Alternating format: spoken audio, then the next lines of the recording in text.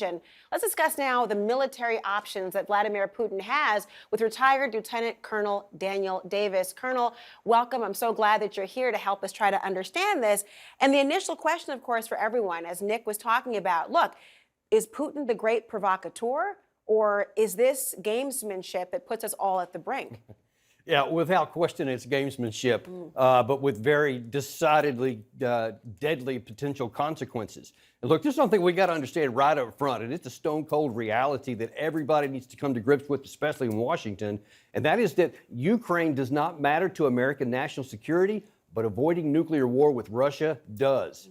And that's the reason why you've seen President Biden absolutely take off the table. There's no possibility he's going to send U.S. troops in to fight Russia on behalf of Ukraine. NATO has said that they're not going to. So it's clear that if there's an invasion, Ukraine is on their own.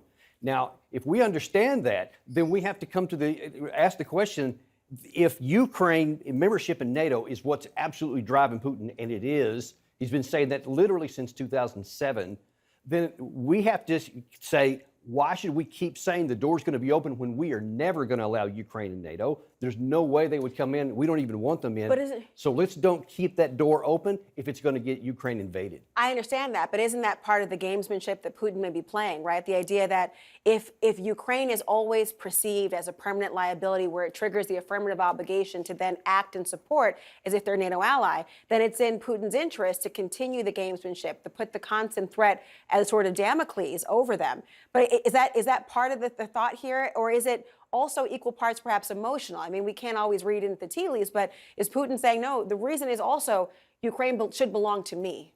Well, he actually doesn't want it to belong to him. He just wants to make sure it doesn't belong to NATO, which is why just a couple of days ago when the Ukrainian ambassador just floated the idea that, well, maybe we should take our request for NATO off the table. And then Zelensky actually echoed it at some number of hours later. The Kremlin immediately jumped on that and said, yes, that is a great idea. That could definitely de-escalate things and something we would like to proceed and talk about. Let me ask you, though, on de-escalation, how are we supposed to know? I mean, I know not me sitting here and you sitting here at this table, but is there some sort of warning and the idea of how will the United States know that we are no longer in the reactive? Are we sitting ducks waiting for every sort of chess piece to be made by Putin? Are we going to have some understanding of, do they have everything in place to accomplish this? I mean, the troop numbers still very substantial. Is it enough? Yeah, I'm telling you, as one who has engaged in direct combat with tanks and armored vehicles, they absolutely have enough combat power to slice Ukraine in half and do whatever they want to, especially in the eastern part. There is no doubt. It is, and of course, it's growing by the day. So we have to take these dispositions very seriously. And to your point earlier about, he's Putin saying one thing, but then he's doing another. We have to look at what he's doing. Forget about what he's saying. We have to look at the type of forces, their physical location, and the fact that they are ready for action.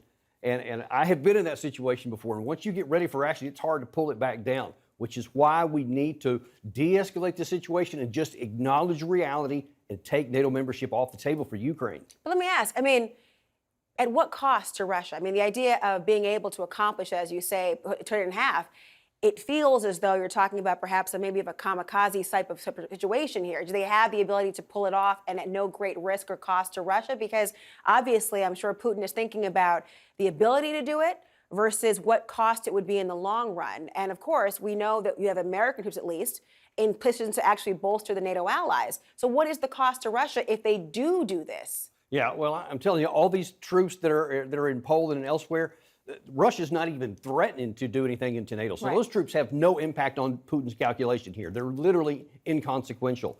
But the other thing that we like to talk about is all these, catastrophic sanctions and everything else, all this pain it would cause. Well, the problem is that's a double-edged sword. And I can assure you there's many countries in Europe, Germany being one of the leading ones, that are not excited about that because it will harm their economy. I mean, 50% of their daily gas supplies come from Russia. And if Russia decides to turn it off because they get sanctioned, what's Germany going to do? It's going to decimate their economic output because they literally won't have enough gas to keep the electricity on. So we have to be careful that we don't hurt our own self over something that we're never going to do anyway. We are never going to bring Ukraine into NATO. So in that respect, I mean, the fact you heard just yesterday, I mean, President Biden was speaking, but he was speaking as commander-in-chief at this point in time, also top diplomat in many respects. Is the White House doing what they need to do, taking consideration what you've just articulated, the idea of it being a fool's errand to have them enter into NATO? Are they doing enough or the right course of action? I don't think so. I think that we are stuck in a Cold War mentality where we get to call all the shots, as we have since 1991, and the balance of power is now come back to something near equilibrium. We don't have the luxury to just tell Russia what we're going to do anymore, and if we keep trying to push that line, we're going to get Ukraine invaded unnecessarily, because this can be pulled down and not even happen, or at least a good chance for it not to happen. But if we press forward this and just say, no, we're not going to let Putin tell us what to do, most likely Ukraine is going to pay in blood for that decision. I mean, this can never be just about chest beating, right? This can't be about bravado. There's so many things at stake. And It this shouldn't really be a humanitarian. It shouldn't be, right? But we also know the history of the world. Thank you so much, Lieutenant Colonel. Nice talking to you. My pleasure. Thanks for having me. And I'm glad that you were here.